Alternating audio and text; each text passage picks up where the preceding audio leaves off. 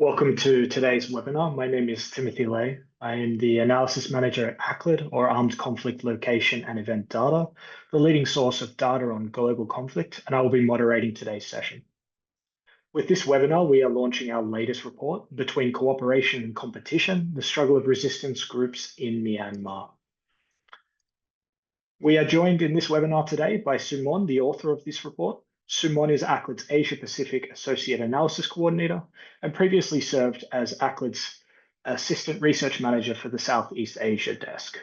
Sumon holds an MA in Politics and International Relations and has specialized in researching Myanmar politics and society for over a decade. During her presentation, Sumon will walk us through some of the report's findings. We also have the pleasure of two expert panelists on the webinar today. First, we have Ben Dunant, the Editor-in-Chief of Frontier Myanmar magazine, who has worked at the publication since 2018. Originally from the UK, he lived in Myanmar from 2014 to 2021 and reported on the country for international outlets, including the Times of London, The Economist, and the BBC. Ben also monitored Myanmar's 2015 general election for the Carter Center, a United States-based observation group. Welcome, Ben. We're happy to have you join us today.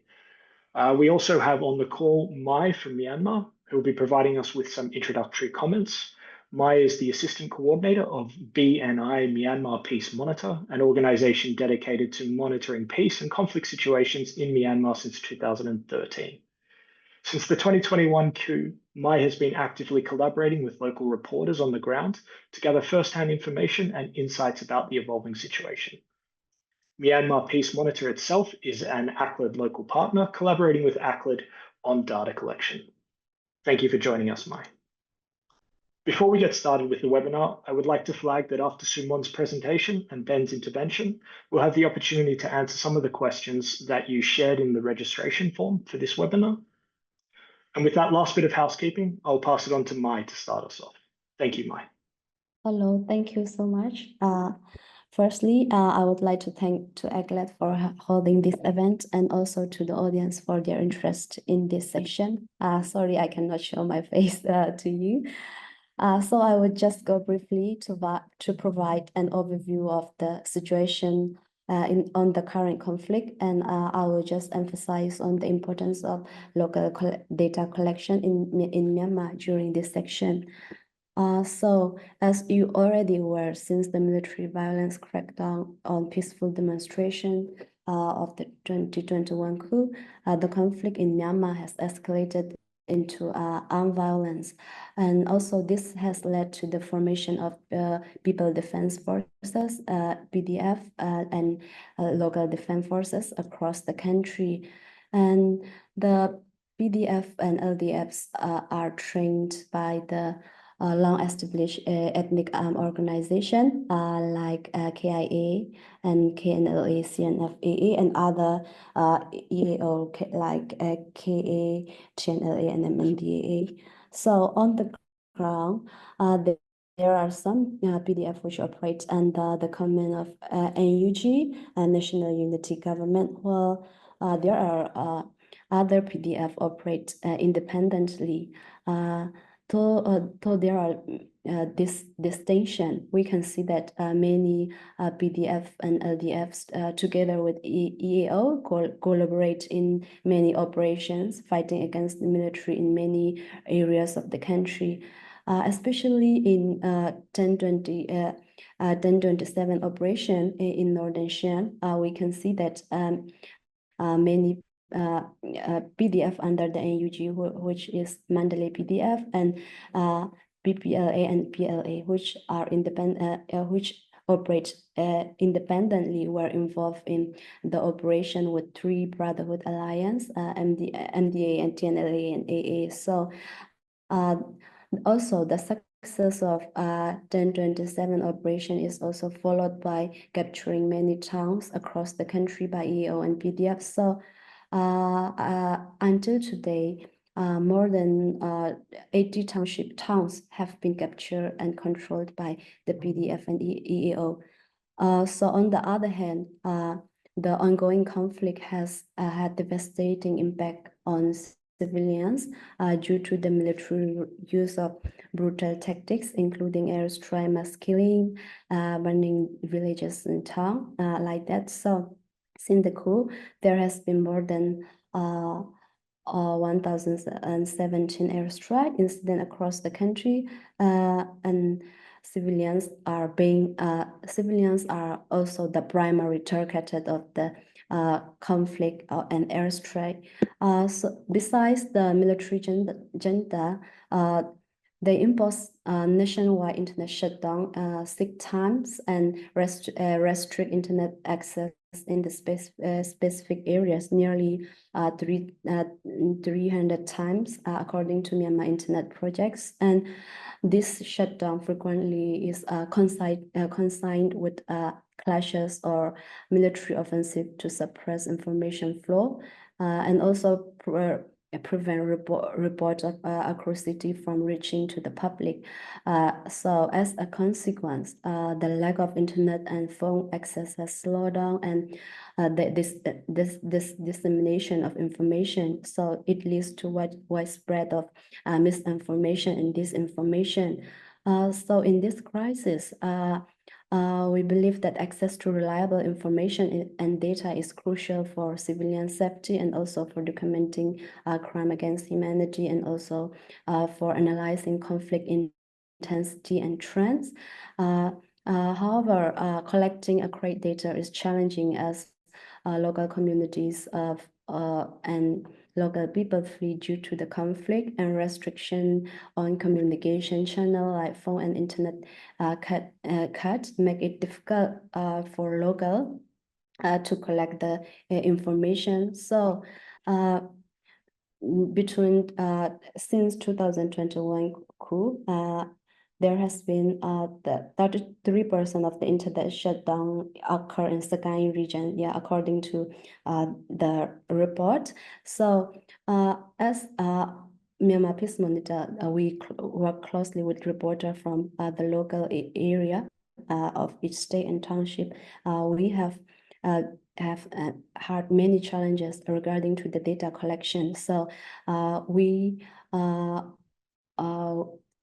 there are some the mitigation strategies that we employ on the data collection. The first is like a diversified communication channel, collecting multiple phone numbers or like using many SIM card and also collecting phone numbers for local sources and using various social media platforms such as Viber and Messenger, Signal, and other telegrams.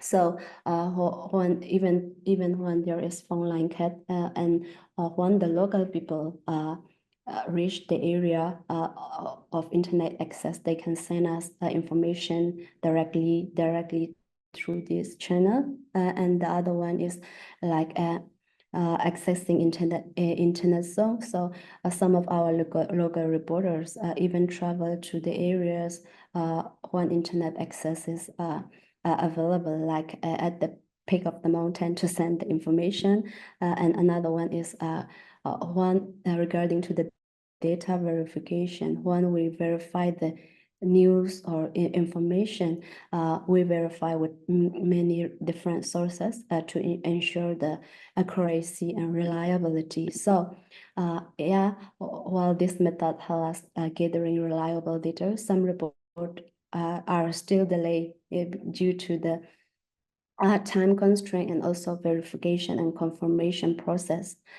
So I think there has been 7 minutes. So it's just the summary of the current situation and also the importance of local data collection and the strategy that we use to overcome the challenge. Thank you so much. Thank you, Mai, for your comments there. And I'll pass it across to Sumon now to provide the presentation on our report. Thank you, Tim. Thank you, everyone, for joining the webinar today.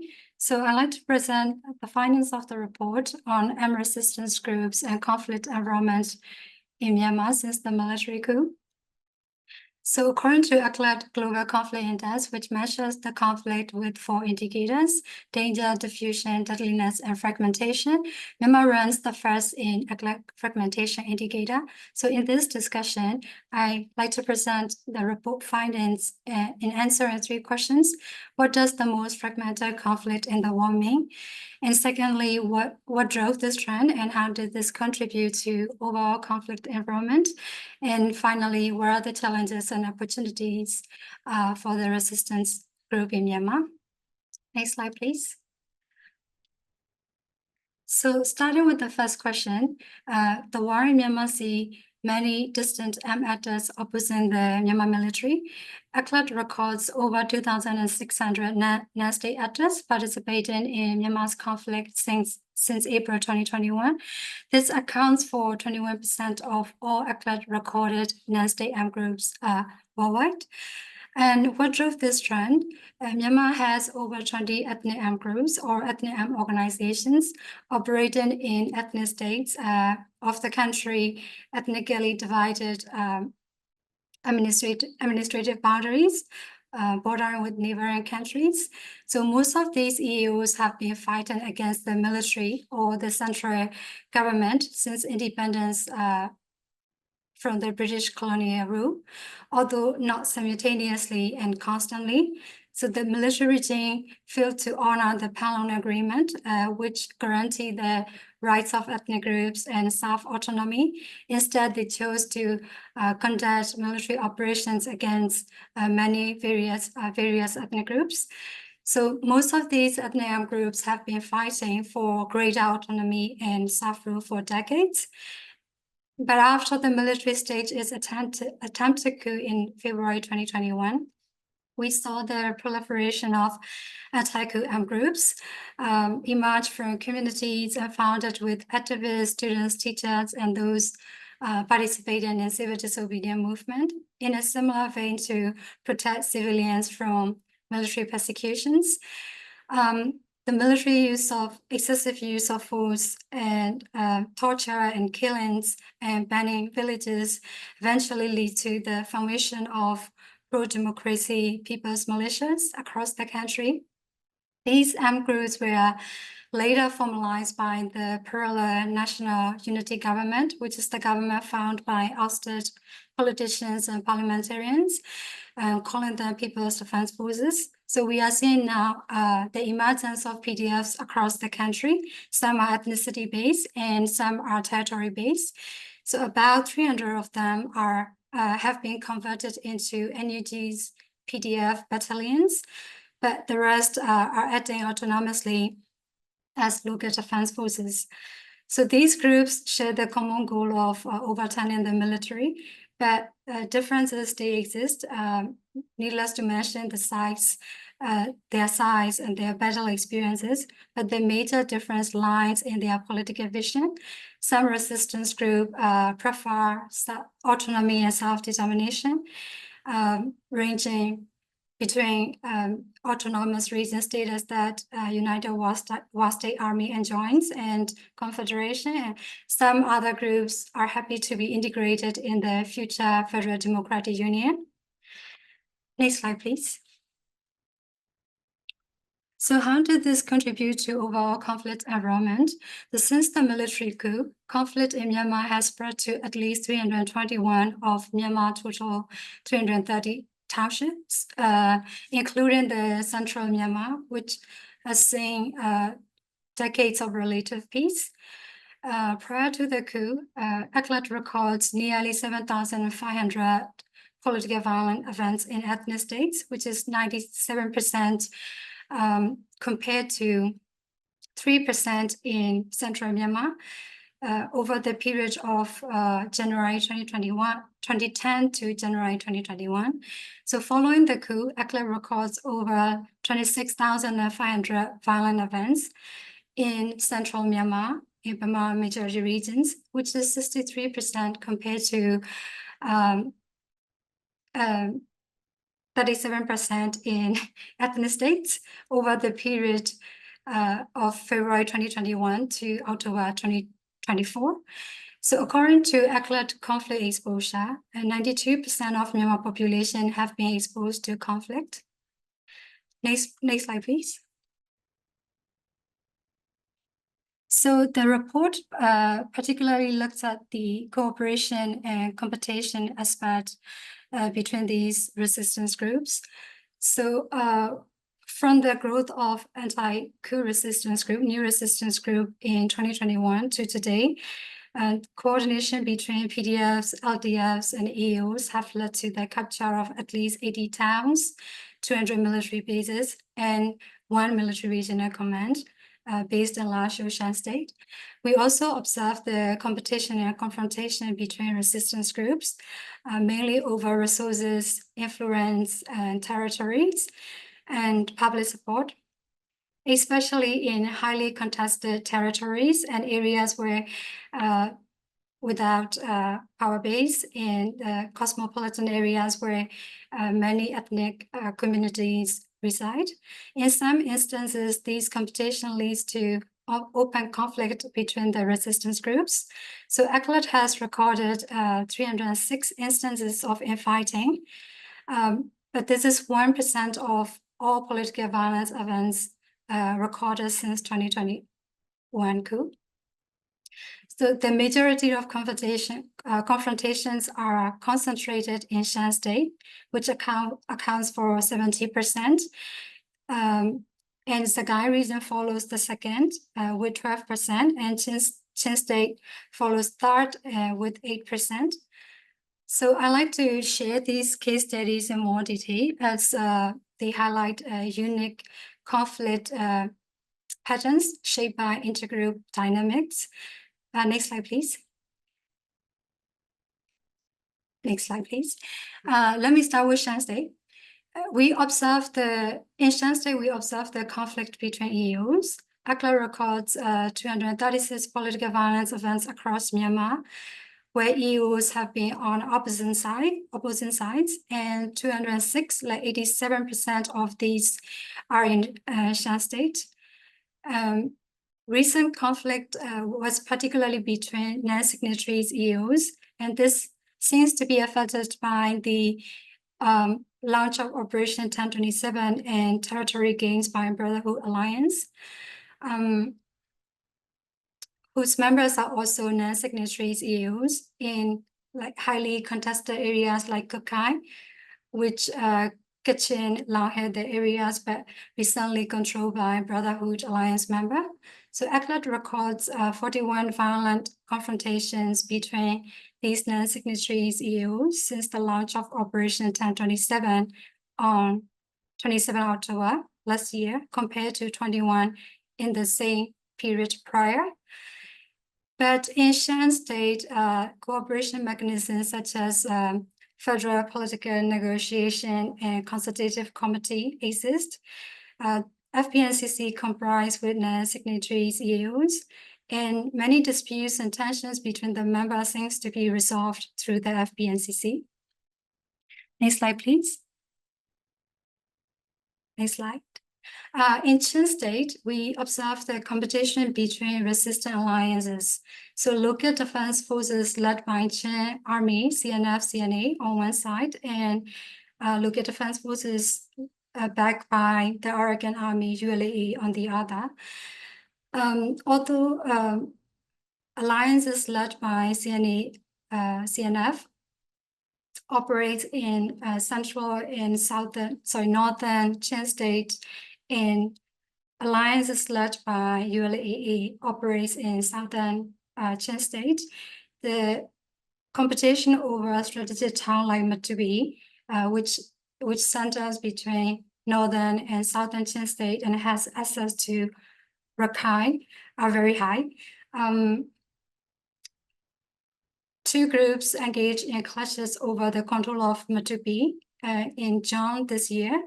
Although they captured the town at the end, fighting between two groups resulted in casualties on both sides and also displacement. So ACLED has recorded 24 cases of resistant alliances fighting against one another in Chin State, compared to 242 instances of collaboration against the military. Why the competition between resistant alliances will not impact the military success. It can impact the unification of Chinland in Chinland later. So next slide, please. Sorry, previous one. Yeah, thanks. In Sagaing region, we observed the confrontation between anti-coup groups. So Sagaing region paints a different picture. In the northern part of Sagaing, which borders Kachin State, PDFs and LDFs coordinate with the Kachin Army, KIA, and this led to some military success. So, for example, the combined force captured Golan and Penlebu Downs in northern Sagaing, but in the southern Sagaing, borders with Mandalay and Magui regions, PDFs and LDFs operate more autonomously. So farming collaboration between these PDFs and LDFs is particularly difficult in Sagaing region due to the absence of EUs to support their cooperation and lack of a central command system. And also because of geographical disadvantages, such as like flat terrains and the lack of high forest cover. And more importantly, many diverse adults operate in Sagaing region. ACLED has recorded over 1,700 groups involving in political violence in Sagaing region since the coup. This creates the situation where PDFs and LDFs also compete over public support, resources, and often these confrontations led to clashes and tit-for-tat arrest. ACLED has recorded over 36 confrontations between resistance groups, mostly are between PDFs and LDFs in Sagaing region since the coup. But unlike in Chin State, groups in Sagaing region have more to gain by cooperating in terms of military success than in Chin State. Next slide, please. There are, of course, ramifications and opportunities for the resistance groups in Myanmar. So the lack of deeper cooperation between resistance groups can have challenges in at least 4 areas. It can prevent them from effectively protecting civilians from military persecution. So the military kills civilians in place of enemy combatants. So whenever the military suffers losses or the defeat, military turns to the closest civilian population center to detain, torture, and kill whoever cannot flee from the advance. Because the military treats any productive civilian settlement near the resistant activity as a resistance base, they engage in punitive attacks. So the military will likely to continue with these punitive attacks to divide between the resistance groups and the local population and weakens the support for resistance movement. And secondly, it can hinder the humanitarian aid. The unclear chain of command and overlapping territorial claims make it difficult for external organizations to determine who controls the specific areas and who is responsible for coordinating aid, coordinating assistance to deliver aid. And then it may expose to military divide and rule. When the military negotiated with EUs in the past, they did so to reach bilateral ceasefire and peaceful agreements. These ceasefires facilitated economic opportunities, including resource exploitation, tax, and trade, and this have caused frictions and fractures within EUs. And in some instances, it led to formation of new armed actors, such as border guard forces. Military likely to continue is divide and rule, tactics and ceasefire politics to deepen the rifts between resistance groups. it will also likely to negotiate with EAOs to defeat newer, younger PDFs, anti-coup groups. And finally, it can also create potential for new conflicts. So resistance groups, particularly EAOs, are taking new territory and expanding their military operations beyond their previous historical areas of control and operations. This can lead to communal violence in contested areas where many ethnic groups reside. So, for example, the ULAE economic control over Bulawat Township in southern Chin State has led to the backlash and heightened ethnic tensions. So right now, resistance group put aside these disputes and tensions, but this can come back later and haunt them if negotiations, if there are negotiations over political differences. On the other hand, there are opportunities for resistance groups. I can't stress enough that the confrontations between resistance groups we have seen are minimal and isolated events, while competition between resistance groups, by definition, weaken the resistance movement. There have been no major clashes between resistance groups that affected their battle readiness against the military. And also, there are opportunities for negotiations as well. Negotiation platforms such as FBNCC are proven effective in mediating and resolving disputes and tensions between EAOs in Northern Shan State. So these kind of consultative committees in other states and regions can exert their roles and can have a dialogue with the NUG to deepen the cooperation. And also, there are opportunities to extend their military operations to new areas because fighting along EAOs have assisted PDFs and LDFs to evolve into institutionalized armies with command and control weapons and technology. And more importantly, such a larger number of discrete resistance groups fighting the military across multiple fronts independently and at different speeds can also be seen as an organic strategy to help all groups maximize their chances of achieving their goals. Because NUG has expressed the sentiment that all roads lead to Naypyidaw, implying this kind of strategy that any military defeat, no matter how small or marginal, will assist the overall effort to encircle and attack the Naypyidaw, the military's headquarters, and which has been the one major goal of this resistance movement. Thank you for your attention. Thank you, Sumon, for those insights from our report. I'll now pass the call across to Ben for his analysis of the situation on the ground and further commentary on armed group fragmentation. Hello, everyone. It's a pleasure to be here. I hope you can all hear me well. I'd just like to make a few observations based on Frontier's reporting, points that should hopefully complement the points in Phi and Sumon's presentations.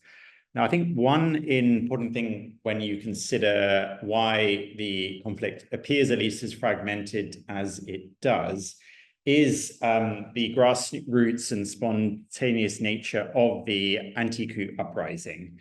I mean, from the initial peaceful protests against the coup in February 2021, there was no real centralized leadership of the movement. And that was partly due to the fact that the central leadership of the NLD, the National League for Democracy, which had just won a landslide election victory in an election just a couple of months before the coup and therefore had a lot of authority, they saw a lot of their leadership rounded up and put in prison on the day of the coup.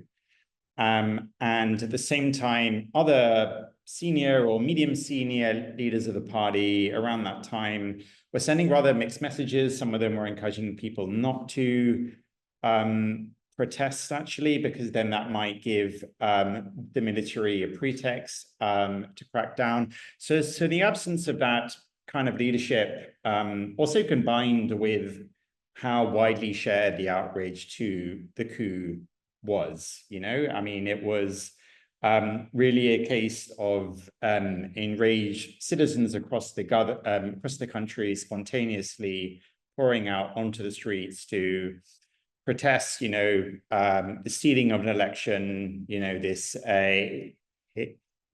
illegal seizure of power by the military. And then when the military did eventually violently crack down, many of those protesters either went to ethnic armed group control areas to train how to be resistance fighters themselves. All these protesters were in rural areas such as Zagaing region and took up arms in their localities. And I think that kind of origin story of the post-coup resistance goes quite a long way to explain the kind of fragmentation that we see now. And however, at the same time, the National Unity Government, which was formed within a couple of months of the coup, has said, since very early on that it does want to consolidate forces, that it, sees a nationwide People's Defense Force, at least in Burma majority areas of the country. It's something that the NUG's defense minister has said many times. And I mean, this consolidation has happened to some extent. There has been organization of local groups in Burma regions into district level battalions. However, what many local sources have been telling us is that, command and control is fairly shaky still. But at the end of the day, the central NUG doesn't have a ton of leverage over local groups in places like Zagaing region, because many of them actually raise money locally, either through their own or online through their own independent fundraising activities, and increasingly through forms of local taxation, such as road tolls, which have become a very big factor of resistance-controlled areas. And so although the NUG holds some of the purse strings, it does allocate money and resources to some of these groups, it doesn't hold all of the purse strings. So the leverage it has there is kind of limited, and it's quite hard to consolidate without that. However, I think it is also true that coordination and cooperation between different resistance groups, and particularly between Burma-led post-coup resistance groups and the older ethnic armed groups, is at historic levels. I mean, it's coming from quite a low bar. I mean, in earlier periods, after, for instance, the 1988 pro-democracy uprising, you did see some similar forms of cooperation. Groups like the Korean National Union were sheltering, protesters, political leaders from the country's big cities, in their headquarters, and that became something of a resistance hub. However, that was an entirely smooth experience, and even relationships between different armed groups, there's been many attempts over many decades to all consolidate and join forces to create a more united front. That has been historically frustrated, partly because of the divide and rule strategies of the Myanmar military, signing ceasefires with some groups, opening hostilities with other groups. For instance, there was a long period where the Kachin Independence Army was having a ceasefire, but the Korean National Union did not. However, around 2011 and 2012, that situation flipped. Suddenly, the Kachin ceasefire broke down, whereas the KNU signed a ceasefire that really changed the conflict map in that southeastern part of the country. You're still seeing some of that now, and partly because ethnic armed organizations are in border areas where they need to consider their own foreign relations. You've had groups that have had quite a leading coordinating role in the post-coup resistance, such as the Ta'ang National Liberation Army has, and some of its allies in Shan State in the northeast of Myanmar have been under very heavy pressure from China, which has a lot of leverage over them because these ethnic armed groups operate in border areas. And, the TNLA, for instance, just announced that it wants to re-enter ceasefire negotiations. And this is something that is periodically happened. It is now happening with the assistance of Chinese pressure, which I think we can address perhaps in the questions section of this webinar. Although I think one thing to say in addition was that, okay, so maybe from a low base, but there is a lot of cooperation and coordination. A lot of this is not immediately visible. There's a lot of quite quiet and covert forms of cooperation where, groups such as the ones that I mentioned in northern Shan State will help to funnel arms, ammunition to groups, for instance, more in the southeast of the country, will help to train them and so on. Often this cooperation needs to be quite quiet, rather behind the scenes because, for instance, as I mentioned before, these ethnic armed groups in Shan State, they have been under pressure from China. I mean, like, at least from what we heard, even since quite early after the coup, not to be too close to groups that are under the National Unity Government, which China, for instance, perceives as pro-Western.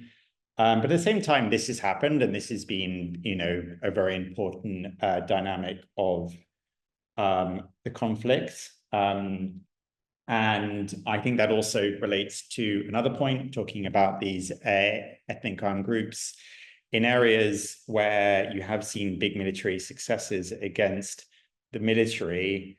It is often in combined operations where ethnic armed organizations have played the leading role. You've seen that in Operation 1027. You've also seen that more recently in conquests that have been getting very close to Mandalay, which is the second biggest city in the country. The role of ethnic armed organizations just in the sort of expertise and the kind of command and control that they provide is indispensable, basically. And also, I think, shows the importance of more conventional capabilities. I mean, these networks do extend into Zagaing region and really across the country, and that is very important. But at the end of the day, the ability to kind of plan, strategize over many months, to have the power to have the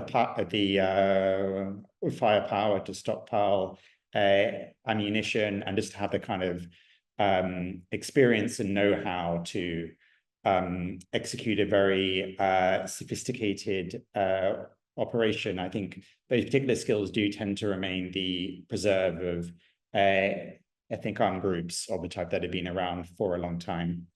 And I mean, you've had groups like, I mentioned the Mandalay PDF, which I think is a very successful example of a PDF. It developed under the instruction of the TNLA and have recently scored some impressive victories in northern Mandalay region.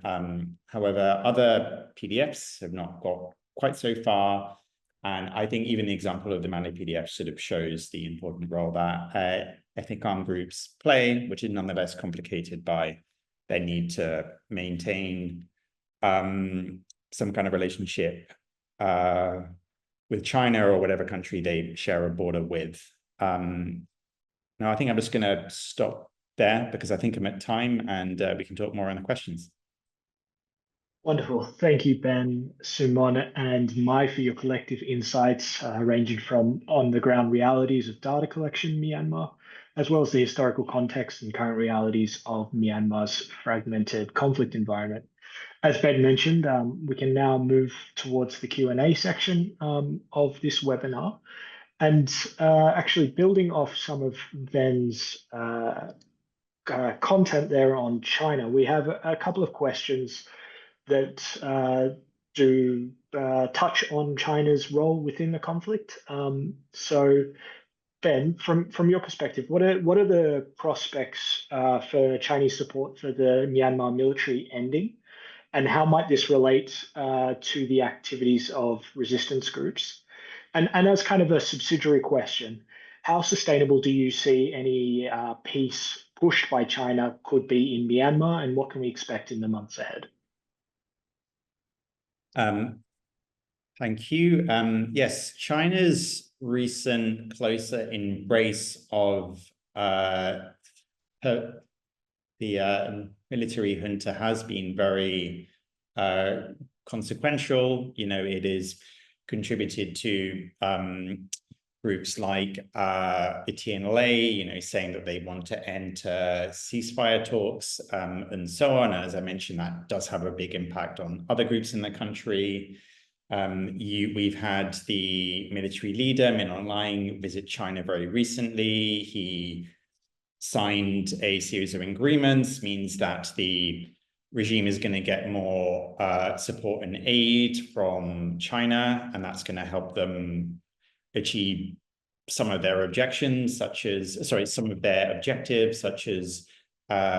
holding an election next year. I mean, I think most sensible people would know and recognize that that would not be a legitimate election, election in which the opposition is banned and there's no free press or freedom of speech or any of even the most basic conditions for a free and fair poll. However, the successful conduct of the election does seem to be a precondition for an even closer embrace by China of the regime, and possibly to more recognition and normalization of ties elsewhere in Southeast Asia too. However, I think the big caveat to all that, I think this renewed support from China for the Myanmar military is, I mean, inevitably contingent on results. You know, I mean, I think China's made a decision to try to prop up the regime, but if the Myanmar military fails to really win back ground, to stabilize the situation, to successfully hold an election next year, you know, it may reconsider that support, be like, well, you know, we backed you guys, we tried to prop you up, but you didn't deliver at the end of the day. And, you know, I think there is many reasons to expect that the military will not retake a lot of territory. And, you know, even though a bar for an election under the current military regime, you know, the bar for that is very low. I mean, it's even questionable if they can hold any kind of poll whatsoever, you know, when they're losing control of territory, when their local officials are being attacked and assassinated left, right, and center. So I think this recent moves by China has led, I think, to quite a lot of despondency in the resistance, in a sense that the wind is in the sails of the Myanmar military regime. But I mean, I think all that could really change very quickly if Beijing just gets frustrated and impatient by the military's failure to turn the situation in their favor. Thank you, Ben, for your take on China's role in the conflict. If we kind of pivot our frame of reference here and look specifically more at the armed groups, we have a question here about what are the prospects for political transformation of armed groups, and the questioner has also specifically honed in on the Karen ethnic armed group. Mai, perhaps this would be a question suited to you. Okay, thank you. I will try to answer this question, as I think it's really interesting and important issue. Not only for current armed group, but also for other armed group across the country. Since the military coup, numerous new armed groups have emerged nationwide, which increase the complexity of the situation. So firstly, I think it is important to recognize the different regions have different political and security contexts. Like, for example, in the situation of currently differs significantly from that of current regions. So in currently, the currently National Progressive Party, they established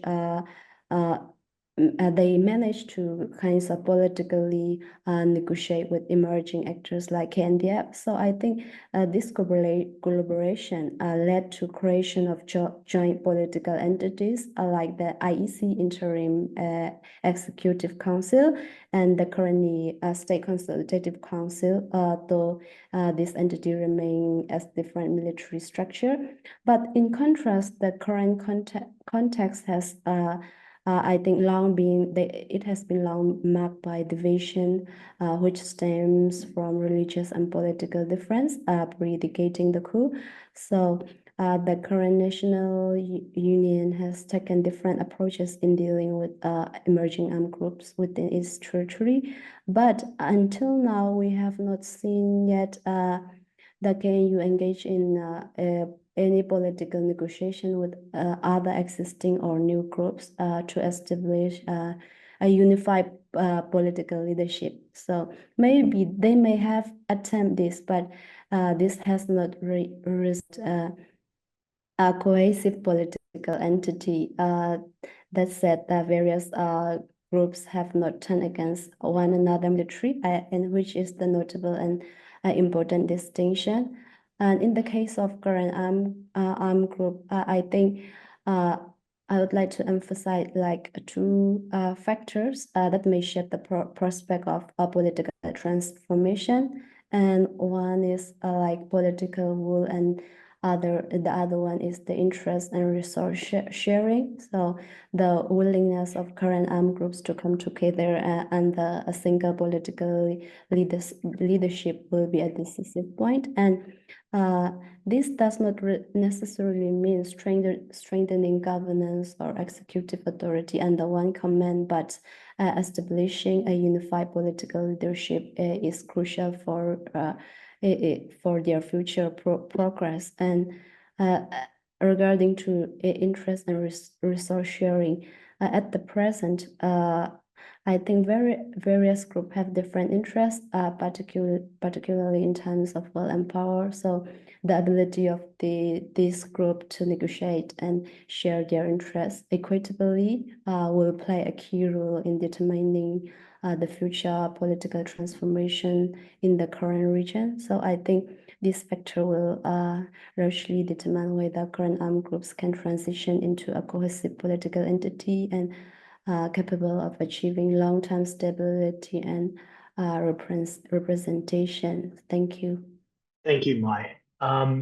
On top of that question, which obviously had a bit of a focus on Karen, we've also had some questions that are looking into other regions. So specifically, we have a question which asks, how do you expect the situation to evolve in states in Northern Shan, in states like Northern Shan, Kachin, and Saigon in the next 6 to 12 months' time? Perhaps Sumon, drawing on the case studies that you developed in the report, you could answer this question. Thank you, Tim. Thanks for the question. So in what we are seeing now in Shan State is the military counteroffensives. Military has this clear objective of retaking the territory they lost to resistance groups. So we've seen the military increase use of military airstrikes, and also the with the support of China, as Ben discussed earlier, they also trying to pressure militarily and also economically by shutting down the border crossings and trying to cut the access to internet, electricity, and also sublines. So that's what we are seeing right now in Shan State. And also the military is also planning to, they are reorganizing the regional command in different areas with the plan to attack these areas unless these resistance group retreat. So what we will see in Shan State next year or in near future, there will be increased military ground assaults and the airstrikes, and the civilians will suffer from these military offensive campaigns. We might also see the ceasefire, which we already seen in 2023 after the Operation 1027. There was this short-lived ceasefire, Hagen Agreement, but then it's broken down again in mid this year. So these kind of ceasefire agreements are also volatile because military always trying to attack resistance group, and it is the ground for breaking the ceasefire agreement and resume their operation as well. So maybe in Shan State, early next year, we might not see the conflict as large the scale we are seeing right now. But one thing very sure is that civilians will be suffering from military counter-offensive campaigns. Yeah, and in Sagai region, I sort of share the disadvantages to cooperate between resistance group in Sagai region. So in addition to the difficulties and challenges to collaborate between resistance groups, and there is this geographical disadvantage to build new bases to defend against the military. And it also, Sagai region has this regional military command, which is fully equipped with the advanced weaponry and ground troops, and they can easily reinforce the military troops and the ground assaults. So this Sagai region is more challenging, especially if they cannot cooperate between the groups and they can no longer have any kind of support from their allies, partners, and EOs. Then it can be difficult in Sagai region. But what we have seen in Sagai region is that a certain level of conflict is ongoing. So remote violence, hit and run, ambush attacks, this kind of violence is happening, although we don't see as much as like military success in other areas like Shan State. So this, I think if we don't see more conflict, larger scale of conflict in Sagai region next year, we might see more or less the same trend. And then even if it is more or less the same trend, what we are seeing right now, it means a lot. Sagai is one of the regions that have most conflict, political violence. So when we are seeing, when I say we will see more or less the similar level of conflict, then it means at least 100 political violence events per week in terms of the events. So it's still a lot compared to other states and regions. I think we're coming up to the hour soon, so perhaps we could just pivot to another a question around ACLED's methodology. We've received several questions just asking about the large number of armed groups that ACLED has recorded in Myanmar, and particularly, as you just mentioned, Saigon in Sayang. Could you just speak a little bit about ACLED's methodology for recording these armed groups? Yes, thank you for the question. So we 2,600 in the state includes not only resistance groups, but also armed groups. It can be ethnic militia, it can be pro-military militias. So we record all the non-state actors. And then if all the armed groups, if they engage, even if they engage in one single attack, we record them.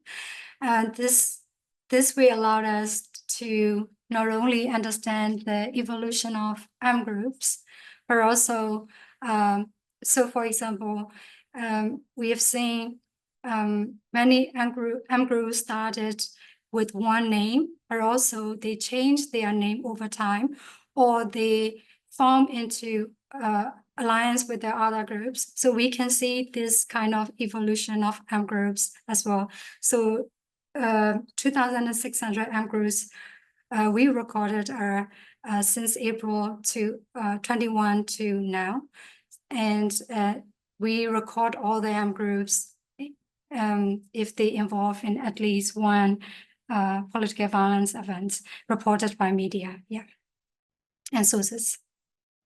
Great, thank you, Simon, for your insight there about ACLED's methodology. Unfortunately, as we're coming up to the hour, we don't have any more time to answer any of those other questions. Thank you all for joining us today. And of course, this very special thank you to Maya and Ben for your interventions, as well as Simon for sharing the findings of ACLED's analysis. Please do make sure you check out the report, and of course, at the same time, the excellent work of Myanmar Peace Monitor and Frontier Myanmar. We hope you found this discussion fruitful, and we look forward to seeing you again.